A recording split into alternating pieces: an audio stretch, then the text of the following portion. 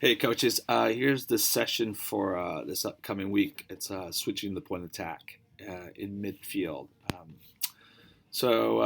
Begin with a little technical warm up. Um, we'll have technical turns and passing and receiving. So I think those are two important technical elements that you're going to use to for this activity, especially switching the play. So let's say there's a group of 4 players or 5 players. So you got one box here, 10 by 10, another group here, 10 by 10, and then another group here. So there's going to be 2 activities. So the first activity, so these guys be doing the same thing. I just showed it to you, so that way that's the activity 2. Okay, so um, it's a little relay race. Um, First player, when you say go, all 3 boxes, you have 4 or 5 players. One player would dribble out and execute a turn. That'd be the outside hook turn. They're gonna go to the next cone. Once this player turns out with the ball, the next player in line should be going, and then turning. So just go through one time through. All right, and then once all 4 or 5 players get back, then the team that gets back there first is the winner. So all 3 groups are going at the same time. Okay. So different turns we have, yeah, any type of turns. Here are some ideas: a U-turn, outside hook turn, inside hook, Maradona. So just working on turning with speed, right? So I think that's going to be utilized a lot. So especially when you're switching play, if one side isn't on, then players individually have to turn out and go the opposite way. Okay, so it's a relay race. So you obviously have to go the opposite side too. So if we're going one way, we go the other way, and then once all 4 players are back. So that's a little relay race. Then right afterwards, get them into their groups. Now they're passing and receiving, because again, switching the play is also very important on passing and receiving, opening up, and going the other way as well. So after the dribbling, 5 to 10, probably 10 minutes, then break into just have the players get on all 4 corners. Ball starts with the opposite side. When you say go, they're going to pass to the right, pass to the right, pass to the right, pass to the right.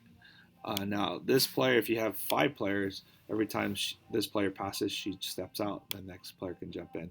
Okay, so just work on the technical speed of opening up across your body, receiving with the far foot, and playing it quickly. Open, play, open, play. So 2 balls at the same time. So what we did was a little relay race. So let's say this is the main ball. So once both balls are going at the same time, you say go.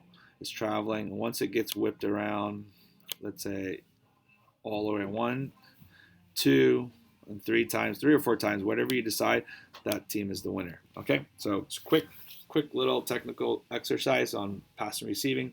Then obviously we have to go the opposite way. Open up with your left, play with your right. Open with the left, play with the right. So you get that technical aspect of opening up and changing it. Okay, so this is 2 exercises: dribbling, turning, and then pass and receiving. The next one is an exercise. It's a little 3v3 4 box game. Um, so you set up. It's flying changes. Okay. No, I'm sorry. It's not flying changes. 2 teams. One team is on offense. Coach is out here. You have 2 lines. So these guys are back here. Okay. And you have 2 neutrals. So you have 2 teams. The pink, the blue, and then 2 neutrals on the end. The neutrals act as a 6, also as a 9. So for example, when you say go, players will jump on here, go through here. They're going to go through here.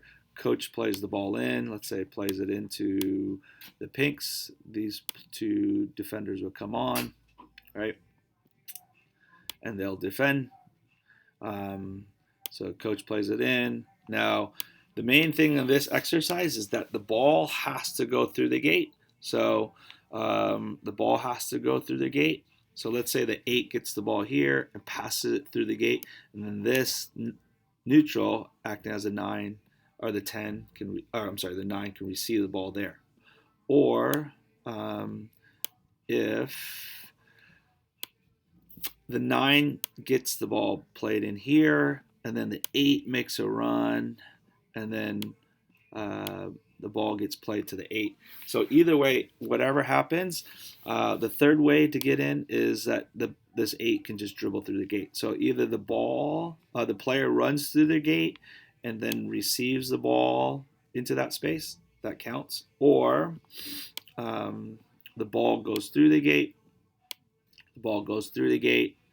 and then the 9 meets it there. So whatever the case is, the ball is going to get met there. Now, if this gate is closed down, right, the 2 blues shift over and they block all channels, go on this side, put a little line here to divide the strong side. If it's not on, they can utilize this neutral player acting as a 6 to rotate the opposite way, and then they can attack that space. So this neutral can act as the pivot player.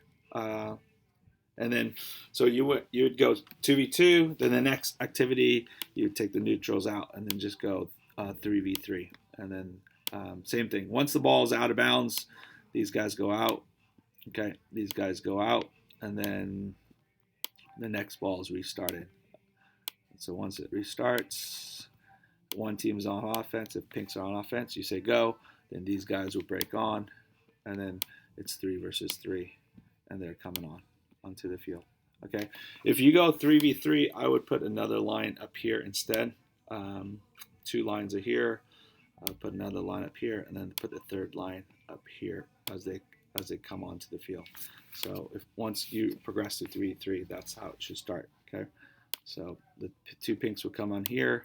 They're attacking this side, and then blues are going the opposite way. And then this player would come on, this player would come on, this player would come on, and then it's 3 versus 3. Okay.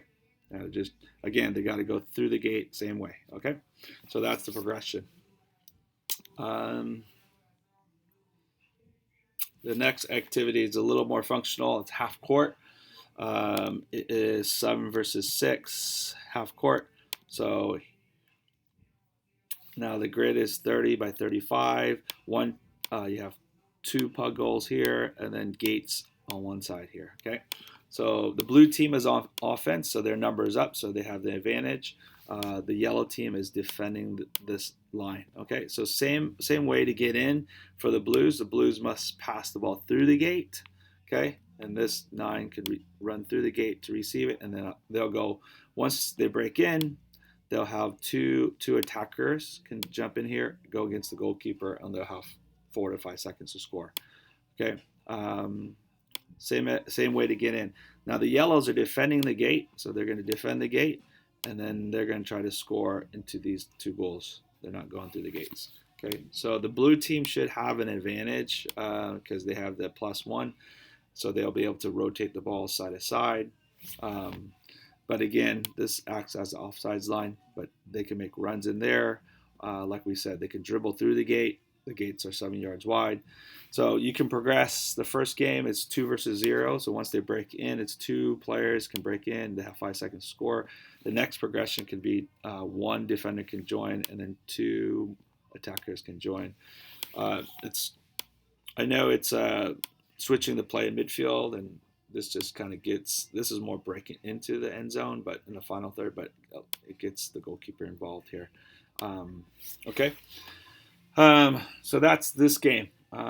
So you're going to do maybe 5 minutes of that activity, and then give one team, the blue team, 5 minutes, and then you'll flip-flop, and the yellows will go +1 up. So there'll be 7 versus 6 yellow, and then blues will defend with 6 men. That's if you have 13 players. Okay. And then the final game is just 7v7 half court. Quarter pitch, 7 versus 7, 2 offsides line, and then I would try to, when you're setting up your team, setting them up with 3 central midfielders, because that's the emphasis is focus on the 6, 8, and 10. Okay. All right. Good luck. Let me know if you have any questions. Thank you.